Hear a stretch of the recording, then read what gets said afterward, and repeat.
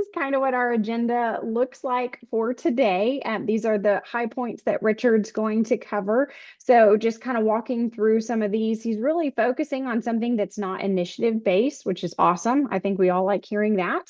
And what entry and exit tickets can look like within a classroom. How does he actually use this and what does this look like at Seminole ISD? As well as how can Eduphoria help? And then what is the real classroom application? So what does this look like on a daily basis? So I will go ahead and hand it over to him and let him take over, and I will happily answer any questions as they come in. Okay. So kind of looking over the agenda, the big one to me is number 5, classroom application.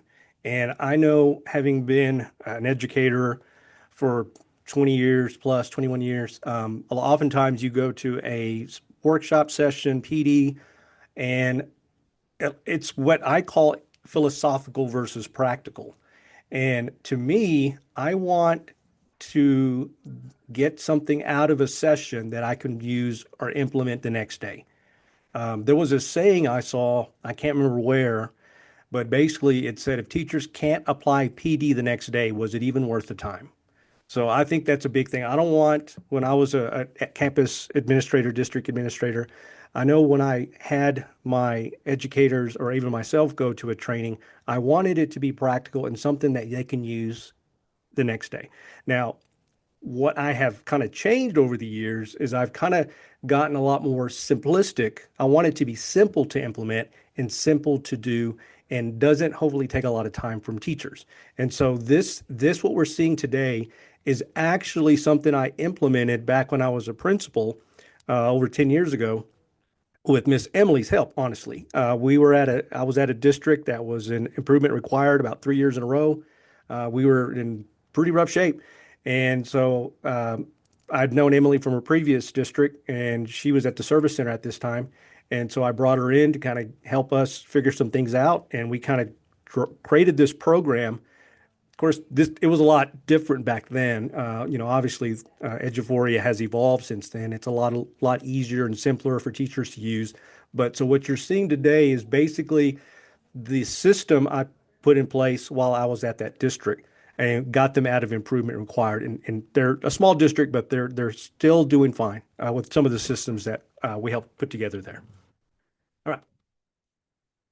So looking at some of the tools. Now, obviously, everyone here, I would imagine, is pretty familiar with Aware, and then Strive, of course. So we're gonna use each of these in the system. So all of these are going to work together to sort of build on each other and make the system sustainable and practical, and also give it a check so that every part is working correctly and every part has its own entity, but it also is a part of a bigger system. So Aware, of course, everyone I would imagine is very familiar with Aware. Strive, again, I would imagine the same. Now Beacon's new, and it is taking the place of Forethought, which those of you that have used Forethought know that it's from what I've used Beacon for compared to Forethought, it's remarkably easier and a lot more user friendly. And once we get there, I'll let Emily kind of tell a little bit more about it. But basically, these three are the three tools primarily that we'll use for this entry and exit ticket system. And I think you'll like what you're seeing today. All right, so the first question. All right, now I need you to be honest. On a scale of 1 to 4, how complicated does data tracking feel at your school? So number 1, you can just put it in the chat. 1, awesome, we're great, it's routine. 2, mildly chaotic, lots of data, not sure what to do with it. 3, overwhelming, spreadsheets.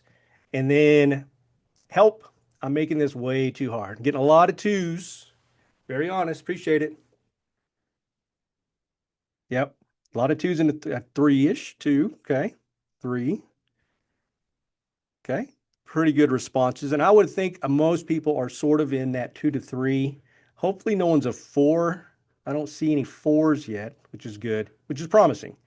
Either you've got a better handle on it, or you're severely not in reality. I'm kidding. No, hopefully you're doing fine. All right, so good. That's kind of what I was expecting to see. All right, so when we talk about formative assessments. Now, good intention, but what has happened is we've made them way too complicated. And I think that's why we're seeing a lot of twos, threes, etc. Because the reality when it comes to formative assessments is that there are too many. We're giving way too many. And they we're almost like we're giving formative assessments just to give formative assessments because we know we can get information and data from them. And so it's like if a few formative assessments can give us a little bit of data, then maybe more formative assessments can give us more data. And based on the numbers we're getting, it's like, yeah, we've got all this data. Great. Okay, now what do we do with all this data? And honestly, if you can't take the data and use it to guide or impact instruction, then it's basically just a bunch of noise. And I think that's what a lot of you are probably feeling, which is understandable. It happens. But hopefully today I'll kind of give you some basic guidelines or a basic overview of how to use less data, maybe not less data, but data that's more pertinent and is more user, and you can turn it around and help students in the classroom and or struggling teachers the very next day.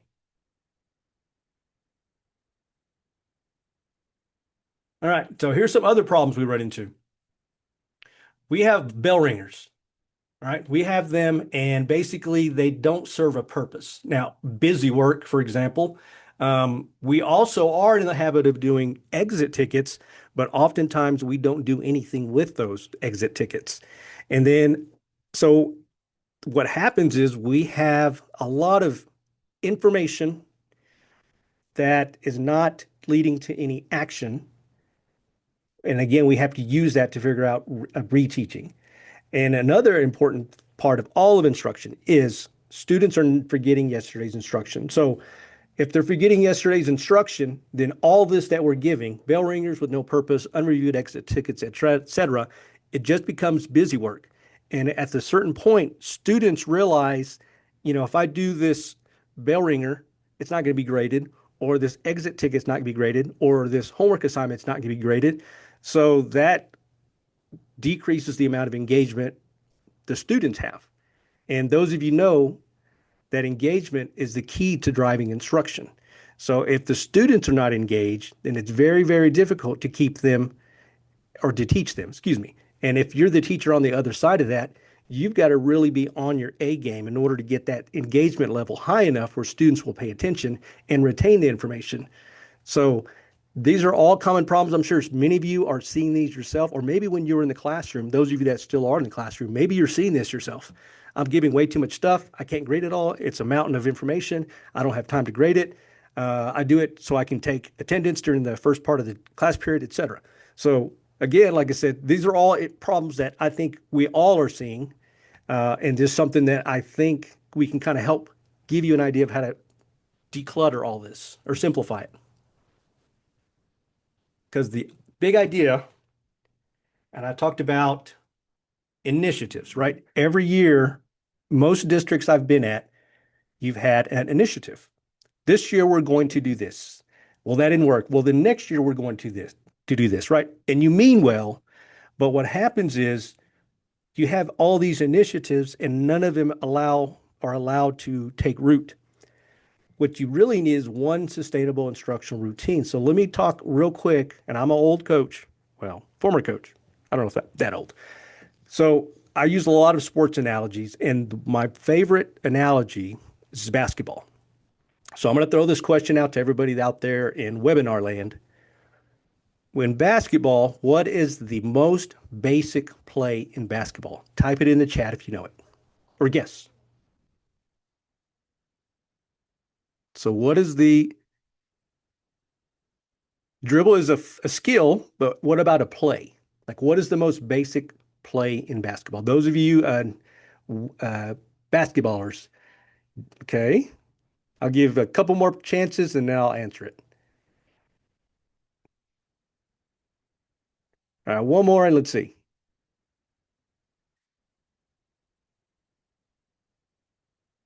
All right, so the one of the basic plays in basketball, those of you, oh, there we go. Who was that?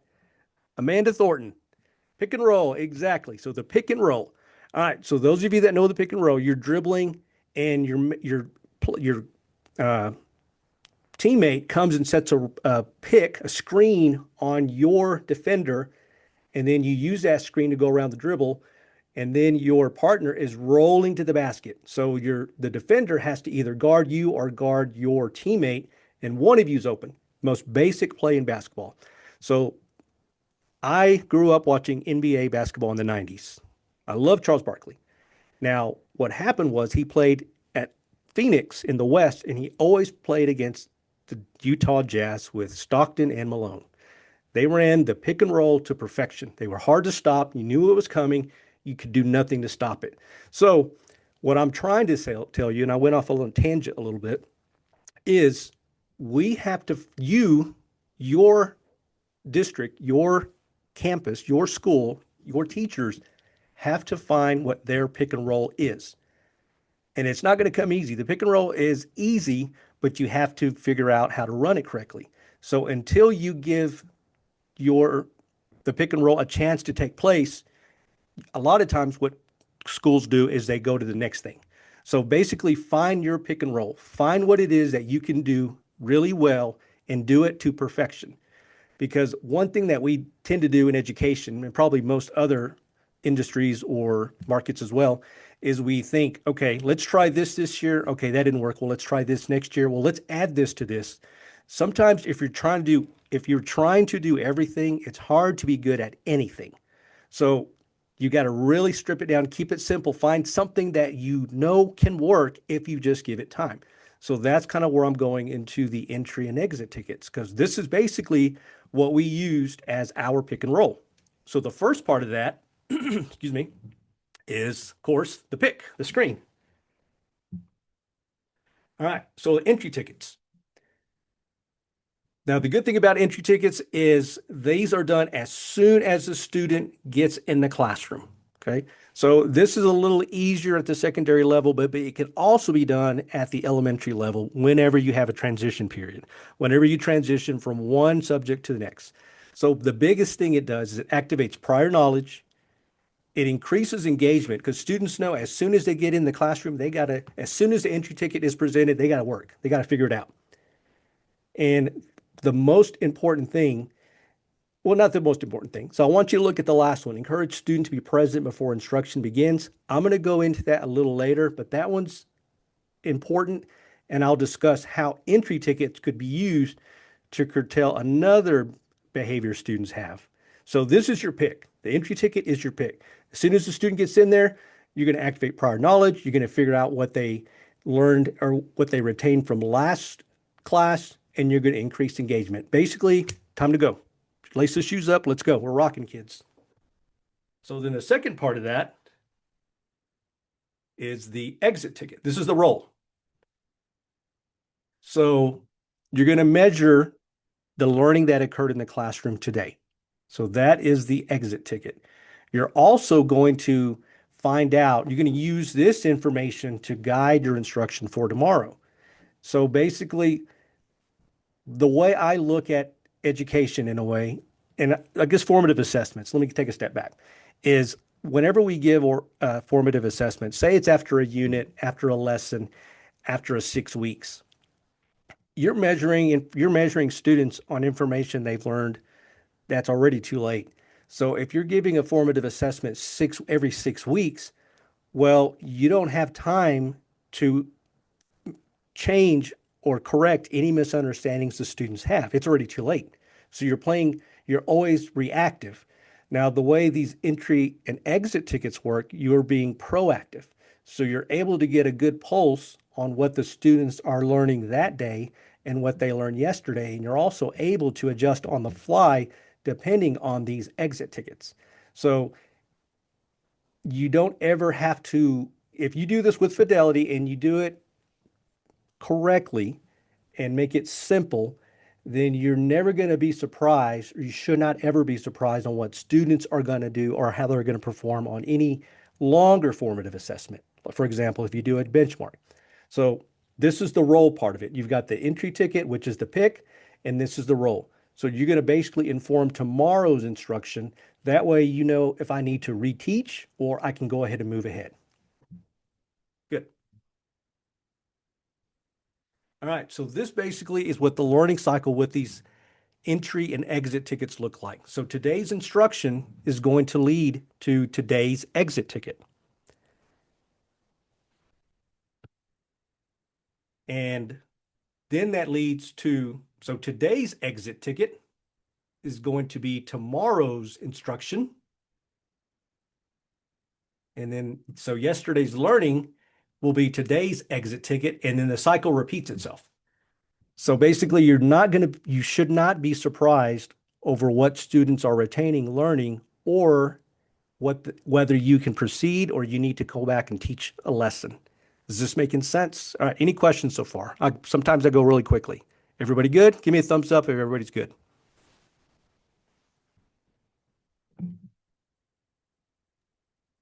No questions. You're No good. questions. I got one thumbs up. All right, good. Mhm. Thank you.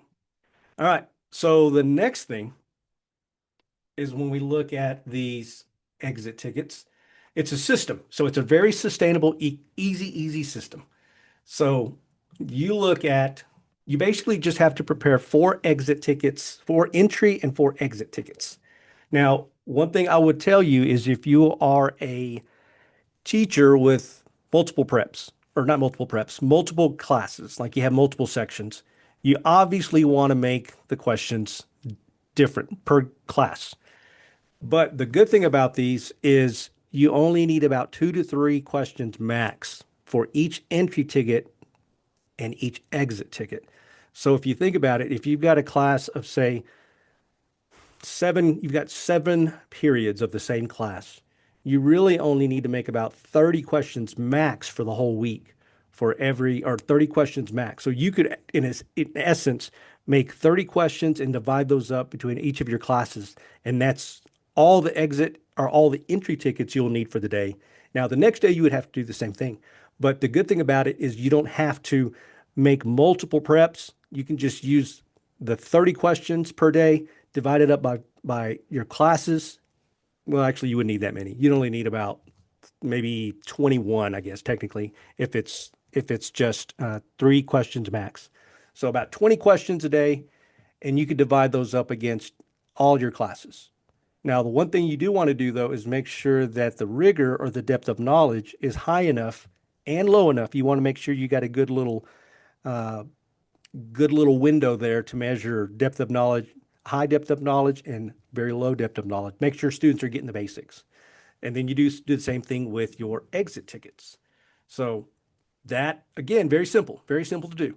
Now, it does take some planning at the initially, but once teachers get this system down, very easy to implement.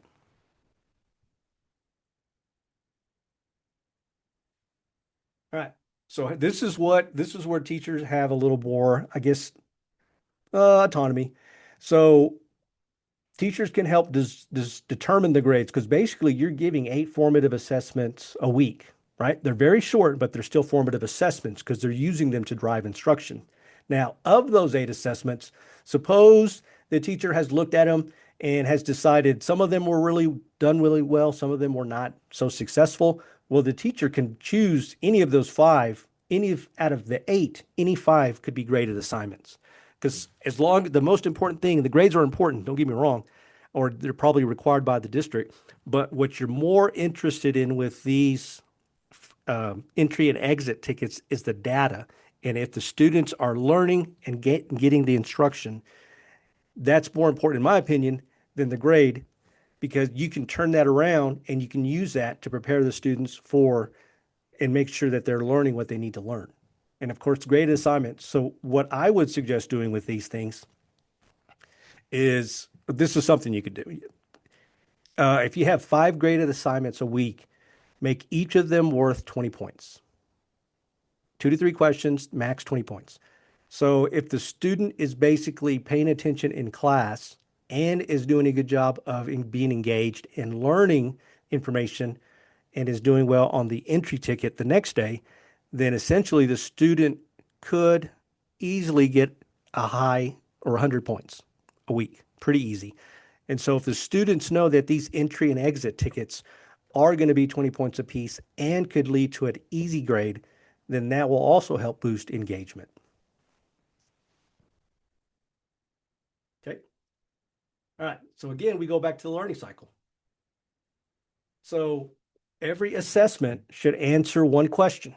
So every one of these assessments should answer one question. What should I do tomorrow? So do I need to take a step back and reteach this, or are my students ready to continue? So basically, that's what the purpose of these entry and exit tickets are. Because if it doesn't help instruction, if you're doing these assessments, any assessment or anything, and it's not helping instruction, then why are we giving it? Are we giving it to keep students busy? If we're doing it to keep students busy, then it's pointless. And students will pick up on that right away. And they will be not very receptive, and you'll have a whole other issue on your hand. But if you're using this to drive instruction and figuring out where your students are at a particular point in time, then you can continue to move on, continue to push the students, or maybe you need to take a step. Maybe you had a lesson that most students, based on their exit ticket, didn't understand. Well, then that gives you a chance to kind of go back and reteach the lesson. And what I would say probably on these entry and exit tickets, I would say 60%. If 60% or more of your students are being successful on these, then I think you can go ahead and continue on to the next lesson or the next unit or keep pushing the kids. If it's less than 60%, then I would say reteach the entire lesson. If it's more than 60%, continue, but pull those other 40%, et cetera, in for RTI or small group. All right, so what are we going to use? All right, first thing, goal, aware. And you can use Formspace, but I think it's a little difficult. So we're just going to stick with aware. So because your goal is to measure mastery for the students. You want to determine if students are getting or understanding the lesson. And you're also going to be tracking standards because that's what you're supposed to be teaching. The teacher should be teaching the SEs, student expectations versus standards. And you also need to be looking at item analysis and whether you not to, because if there's a certain lesson that shows up pretty prominently on the STAR exam, then that is one of these essential ones you need to go over with the students. And if they're just not getting it on a certain item analysis, then you know you need to go back and reteach it better. And it also gives you a plan to help reteach. If they're doing well on a certain standard, well, then you're good. If they're not, obviously you need to reteach it. The other thing it's doing, they are aware, sorry, is monitoring growth over time. You can track students' growth. And one thing you can always tell students is, look, you are growing, you're getting better, you are learning more, you are figuring this out. Think about where you started, think about where you are now. And that for a student is huge. So if you show a student that they are progressively getting better, that keeps them motivated, keeps them engaged, and also gives them ownership over their learning. All right, so let's talk about Mastery Tracker. And I may let Miss Emily go over this real quick. She does a better job of explaining this than I can. So, Miss Emily? Perfect. I will just give you a couple of highlights and some tools to think about that are available within Aware. Actually, before we really transition into the Mastery Tracker, I do like to kind of pause. And if you had some initial gut response to, 30 different questions and multiple questions each day, just always keep in mind that Aware does offer multiple different item banks. So we do have item bank partners so that your teachers could grab those in alignment to their standards. And I always, when working with teachers, say you can easily adjust these per class period by changing numbers for math, changing some language, saying include all of the above, or this answer has to be incorrect. So there could be some light ways Wow. for some question adjustment that Aware supports with those item bank usage. And that does allow for that autonomy, but also then there's some diversity within each of those classrooms. So leaning into your item banks does help with Yes, that over time as you start building that process as well. So it's not quite as cumbersome there you go. when you start looking at those resources as well. The other nice piece is as you get going, what teachers are really craving over time is we have really started to expose students to these standards. So, what does it look like holistically? And that's why I really like to talk about the mastery tracker. For teachers, this is a wonderful tool where they are able to go in and they can pull every assessment delivered in Aware or imported into Aware. So, it's giving them valuable data where not only are they tracking those entry and exit tickets, they can track multiple sources of data across the school year to help build their small groups. Now, under the lens of really structuring and focusing on these entry and exit tickets, you could have a mastery tracker that is just for your entry and exit tickets. That gives you a unique lens into knowing exactly how to operate from day to day, just like Richard is saying. So your teachers can go into their entry and exit ticket mastery tracker and they can see, okay, here's how the standard performance went today. This automatically breaks down their small groups for them as well. So as a school district, you get to predetermine, like Richard said, if that Mhm. 60% is the number that you're leaning toward as a district, you can set your mastery trackers to have a cut point of 60%, and you can change the language from limited, mastered, and exceeded, and you can have your own internal vocabulary so that those cut points are already built in and all of this populates for your teachers. Those are really magic words that teachers get excited to hear is that it does auto-populate for them. So that does take a lot of the extra data work out, and that gives them not only how are we doing, should I reteach this tomorrow, but also where are my small groups? So There it you go. does provide a lot of opportunity. As we kind of continue to go down that mastery tracker lens, it does give teachers two additional resources that I think they're all kind of craving. One is what is my lowest performing standard throughout the year? What is my highest performing standard? And that's shown right here. They can see that over time so that as we're getting through the school year, we can see that as we're scaffolding, where we're going and what that looks like and how our students are performing. But it also gives you an honest viewpoint because the mastery tracker does bring in the depth of knowledge, like he lightly mentioned. So, are we doing extremely well, but we have only asked DOK level 1 questions? Then we know that we're not necessarily prepared for end of course exams because we know that those are asked at a much higher level. And we also want to coordinate that with what the standard is asking them to do. So, this does give you that transparency to see where we are going and at what level we're asking those particular questions. When you look at this from a holistic lens, I also like to kind of take a step back. And if we do have principals and leaders talking about this, then you might love the viewpoint of the multi-test analysis tool. So then for you, you get a global view over a content area, over a subject area, or if you would like to, a whole grade level and how they're doing on multiple content areas. It kind of depends on how you would like to pull in the data, but you're very much getting a visual of how students are performing over the course of the year. So who's going down, who's maintaining their particular levels, all of those types of areas that you want to be tracking, you can do this from that multi-test analysis viewpoint. So you can see those entry and exit tickets as you're going through and working with teachers on their data. And you can share this. This tool does have 3 little dots, so you can share it out with your teachers at any time. And again, that's something they're very receptive of because you provided them another visual of data where they can actually see their students' names and they're able to see how their performance is tracking over time. All right. And then Perfect. did you want me to keep going or you want to add some No, you're feedback? doing well. All right. Um, some other lenses to look through are really talking about the entire ecosystem. So this is kind of where I really hone in on adding each one of these applications into your practice. So Richard mentioned that as well, that they're utilizing all 3 of these tools. They are in new adoption of Beacon, but they are looking to integrate all of them across the board. So it's really nice that you do have Aware to track those assessments, but you also have Strive to monitor what's happening within the classroom for that classroom support. And then you have Beacon for what that planning looks like. And so I always would say in school improvement, improvement, you have to triangulate this resource and you have to have all three. If not, you're making a guess or you're making an assumption about what is truly happening in the classroom, because we do have to have student performance.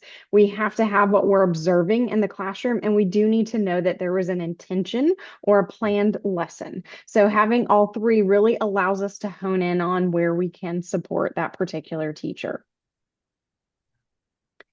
So as we kind of lightly talk about Beacon, then we're talking about, again, that planning lens. And so from Beacon, teachers are able to tell you what they're intending to cover in that particular lesson.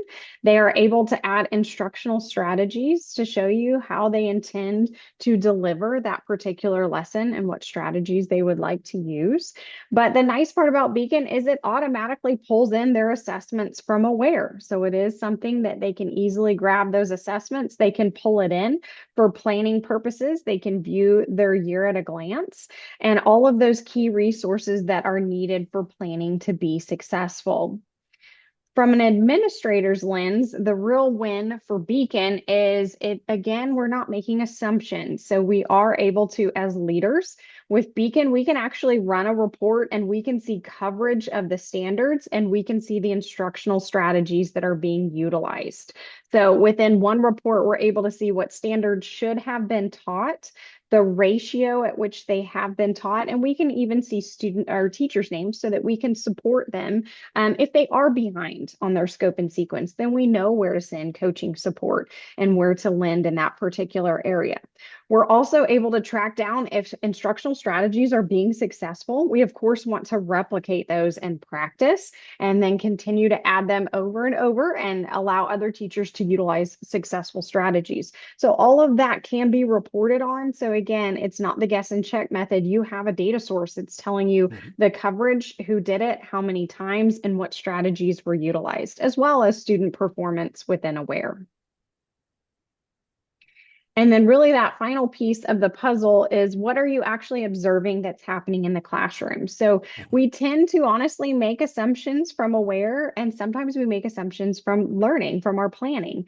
And so where the rubber meets the road, so to speak, is what did we observe? What actually happened within that classroom? So the nice part is bringing in that third piece of the puzzle to really see, what did we observe?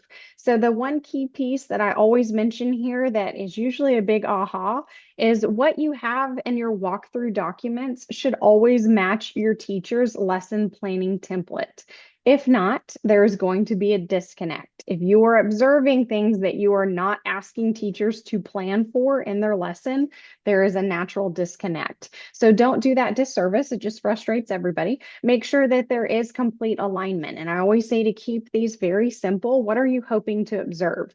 Back when I was working in school improvement very heavily, I always said, make sure that the students are reading, writing, and talking every day. And so that's what we would go observe within classrooms. Are they reading about it? Are they writing about it? Are they talking about it?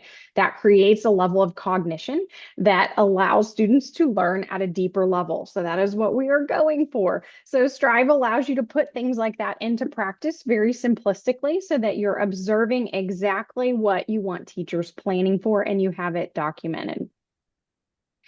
Some of the benefits of using Strive as well are going to be that immediate reports that you can run. So my favorite is that particular document summary because it's an open resource that you're able to go grab a walkthrough document. And then you can quickly observe this by school, by teacher, by subject, by appraiser. You can break this down any number of ways to really see, are we finding trends in our math teachers? Are we finding trends in a certain appraiser? Are we finding that we need more support on one particular school than we do another? So you're able to track all of this. And the beautiful part about Strive is the other highly underutilized portion of Strive is the professional development piece. So if you are building your professional development within Strive, then you can very quickly cross-reference these two resources. What are we seeing in the classroom versus what professional development did we offer? So do we have, again, misaligned expectations? Did we not deliver PD be in this particular area and we have expectations for observing that in the classroom? Or have we offered a bunch and we still need some additional support for teachers? So making sure that that alignment is there is a beautiful resource. It's already available in Strive. So you can be tracking that professional development in alignment and in preparation for the following school year's professional development. Yes. And the good thing, like I said, this is really meant to be sort of a check to make sure teachers are teaching what they've said they're going to teach and that they're aligned with what they're supposed to be teaching. And like I said, this is not really meant to be punitive. I know at first teachers may get that depending on the type of culture or whether your administrators are in the classroom quite a bit.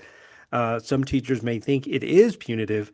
And I'll put it this way, it's not meant to be punitive until it is, if that makes sense. So if you've got a teacher that's struggling and you're working with the teacher, you do have that other area where it's like, okay, we need to work on this. And then at a certain point, you need to have a more of a stronger conversation about, why you're asking the teacher to do this and how it could help the teacher. But it's not initially meant to be. It's just meant to be, are we doing those practices that will improve student instruction? And are you teaching what you are supposed to be teaching and what you said you're going to be teaching? So that's something I just want to clarify. And I think a lot of you probably know that, but sometimes it needs to be said. So, all right. So looking at the complete workflow. So you're going to plan it with Beacon. And like Emily said, you can easily embed those entry or exit tickets in Beacon, the teacher can. And Beacon's a lot more user-friendly than Forethought was. You build the entry and exit tickets in Aware. And again, Emily mentioned that you could use already the available questions that are in Aware versus having to, and actually you probably prefer that. Whenever I used a similar system back many years ago, we used the test banks, the question banks that were in Eduphoria versus teachers making their own questions up because I wanted them to have good depth of knowledge and be rigorous and be similar to the type of questions that students would eventually encounter. Now, of course, the most important part, the teacher has to deliver the instruction. So the benefit of having the entry and exit tickets as the formative assessments for the first 5 minutes, last 5 minutes of class, that gives the teacher more time to deliver the instruction because every conversation I've had in any sort of professional development with teachers, when I ask them what is the one thing you need most, they always say they need more time. They never have enough time. Well, the good thing about these is they allow that much time. If it's a 45-minute class period, you've got at least 30 minutes to deliver direct instruction and or do small group intervention, but you've got all that time and you still have a very good check to check for understanding whether the students are getting the instruction. So this helps improve the amount of time that teachers have with students for direct instruction and or group instruction and or whatever type of instruction you want to deliver or intervention. And of course, you're going to be supported with Strive. So you as administrators are going to know if what we have asked teachers to do or what teachers have said they're going to do, if they are doing. Now, all this leads to improvement. The teacher gets better, especially for new teachers that are struggling or teachers that have been struggling. The entry and exit tickets are a very simple check for them to determine whether they need to, again, reteach the lesson or they can move on. Very easy. It does all the work for you. Just set it and forget it, like the old infomercials. And of course, as the teachers are learning and improving their instruction and going back and reteaching or moving on at the pace the students determine, then that just means more learning is happening. So overall, like I said, very simple, but from start to finish, the end result is more engagement, higher motivation, and improved learning. All right, so let's try this real quick. We'll try this via chat. So let's come up with some very effective entry ticket examples. Okay, just share out in the chat. Now, I'll let you choose your content. So you've got an elementary science entry ticket, a middle school math entry ticket, and a high school RLA entry ticket. Now, remember, the goal is to check for understanding on yesterday's lesson. So what is a good 2 to 3 question max question you could ask. Now, for RLA or any of those, you could even make it a writing. You would have to check it, of course, yourself, but you could even make it a writing assignment, which, of course, is very, very important. It kind of helps improve the learning. So I want everyone to take just a couple minutes, come up with at least one entry ticket example for either elementary science, middle school math, or RLA. I'll give you 1 minute and go. Share out in the chat. Don't be scared.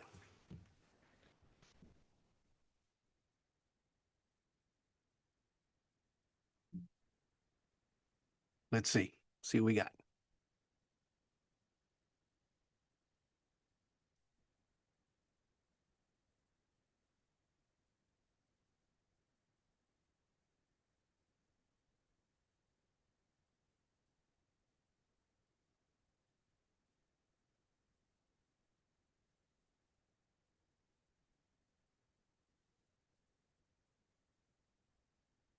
I think we put him to sleep. I'm sorry.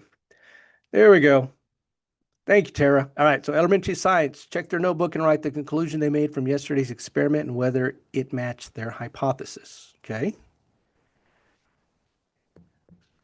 Okay, so basically they figure out whether the scientific method, they figured out whether the experiment matched their hypothesis. Okay. That'd be good for elementary science. I like it. Anybody else? Try to get one more and then we'll move on.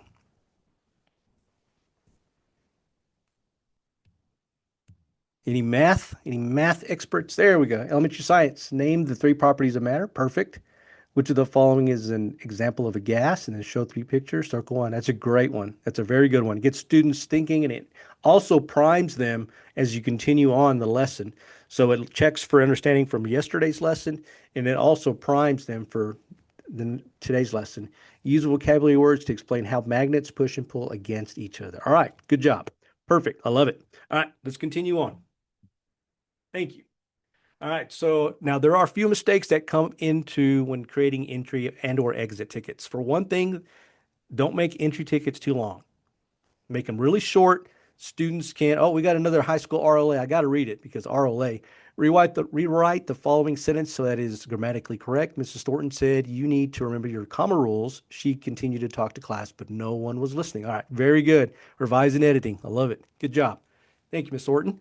All right. So going back to entry tickets. So don't make them too long. You want them to take no longer than the passing period or 5 minutes. No longer than that. Remember, the less time you give kids, the better. The more time you give students, the worse it gets. It's easier to cut a lesson short or to pick than it is to have them sit there and just wait, because that's one of the worst things you could do as far as classroom management as well. Also, when you're doing an entry ticket, you do not want to teach new content because what you're doing is you're measuring whether they understood the information from previous lesson. So if you're introducing new content, obviously they're not going to do well most of the time, and it's not going to give you the data you need. The other thing that can happen with entry tickets is they just become busy work. Again, if you're just giving them busy work, then it's not driving instruction, so it's pointless.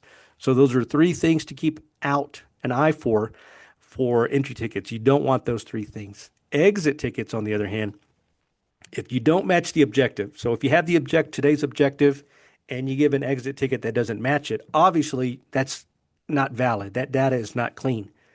Or if you're given exit tickets and you aren't going over them. Again, the purpose of these exit tickets, is to know where students are at in that particular point of your lesson. And if you aren't reviewing them, then you have no idea and you don't know whether students are grasping the lesson or they're not. And if you continue to move on, you've missed that incremental step. And if you miss that step, it's very hard for students to understand anything after that. And the other thing is they become a worksheet. And worksheets have their place. I'll keep my opinion to myself. But if it's just becoming a worksheet and it's pointless, then it's really not worth doing. So if you implement these or see these being implemented and they're being used in any of these ways, then it's not the purpose for what they should be doing it for. If that's the case, start over and give it another shot because it's not fulfilling the purpose it's intended for. Okay. All right. So here's a couple of things that these entry tickets will lead to. Classroom starts, boom, kids know you learning starts immediately at the bell. And conversations shift towards mastery. So instead of asking for the exit tickets, instead of asking, where did we finish, or exit entry tickets, where did we stop, guys? What did we learn is now the topic of discussion, which again, conversation is where a lot of kids are better. They understand topics better. That peer-to-peer talk is very important. And then when you look at the before and after with regards to entry and exit tickets, your focus is tracking physical chapters completed, and grading paperwork. Now, what you're having actionable growth. You can analyze real time data and use it to target specific learning objectives. So it's more actionable growth. Instead of just going through the motions, you are guiding and adjusting instruction on the fly. Now, one other thing I mentioned, I don't know about you, but have any of you ever had any problem with tardies? So let's look at the next one. All right. So here's what you can do with Aware. You can turn the timing off on when the tickets could be taken. So for Aware, the entry tickets. So if you structure the entry tickets where they're only available until the tardy bell, you turn it off manually. You turn it on, you turn it off manually right at the tardy bell. And remember, you keep up, they're 20 points apiece. So a student can earn 100 points, for example, on his or her daily grid.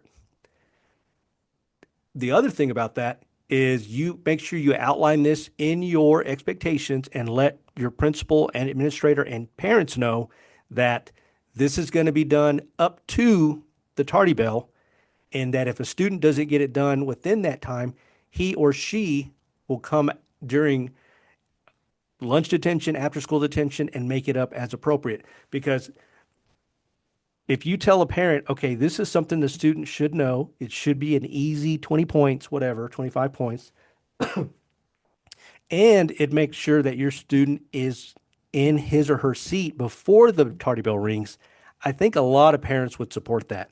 And so this is something you could do to sort of help with tardies. Students know I've got to get this done and be in my seat and take this easy grade that checks for understanding before the bell rings. And I think this is going to be pretty successful, or one good tool to use to help combat tardies. And this is one I used at one middle school I worked at. All right. Keep it simple, superstars. KISS. So basically, instead of having multiple disconnected practices, you've got one routine: entry tickets, exit tickets. Now, the decision you have to make, and right now it's an easy decision, was how to create these entry or exit tickets. And like Emily and myself have said, Aware, and also you can pull questions directly from Aware, so you don't have to, that again simplifies the process. And the goal, you've got three, even though there's really one. You're supporting learners, teachers, and you're supporting grade instruction. So really keep it simple. You don't need all these initiatives. You need one simple process that teachers can do with fidelity. Because the goal isn't to use every Eduphoria application, right? Don't make this too hard. The goal is to use the right Eduphoria application at the right time. Because the best instructional systems aren't the most complicated. They're the ones teachers will be using 6 months from now, right? If it works, you keep doing it. You got to find your pick and roll. And if this is a good pick and roll to use for struggling teachers or teachers that are new, or if you just want to start something simple that you can keep track of and teachers can have a lot of ownership of, and students have ownership of it as well, because they can track their own growth. So this is, like I said, this is the presentation. Excuse me. So this is the entry and exit tickets. Hopefully you've learned something, but we do have a couple more. Are there any? Let's see. Are there any questions? I think we got a little bit of time here. Let's go through some We questions.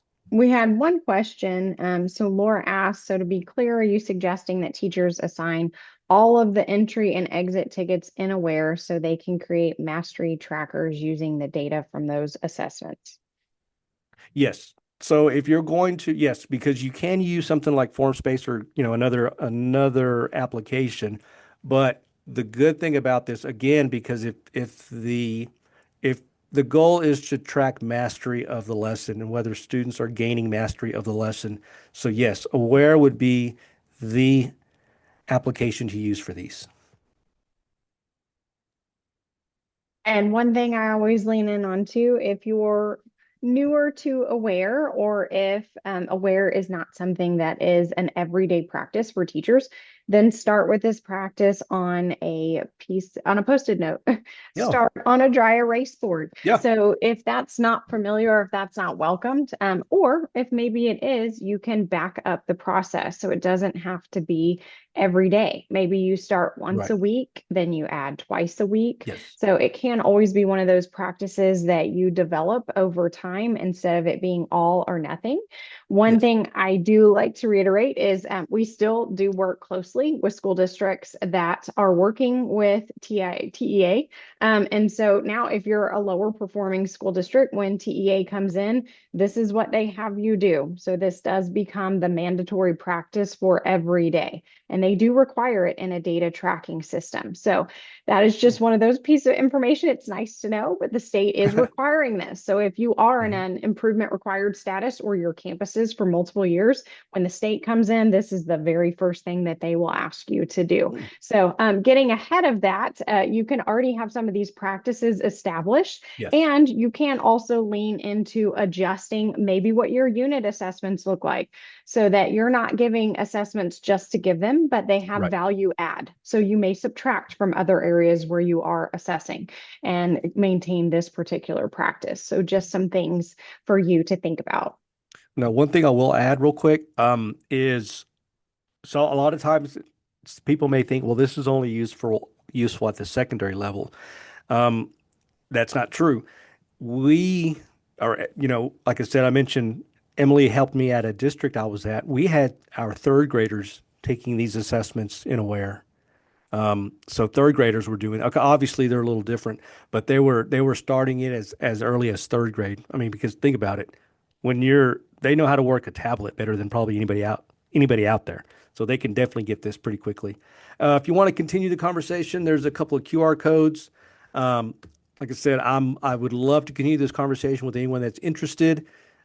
Just let me know, and I'll check with the boss and see if it's okay. Um, We appreciate you. Thank you all. Thank you for joining us. Thanks, Emily. Bye. Thank you. Bye.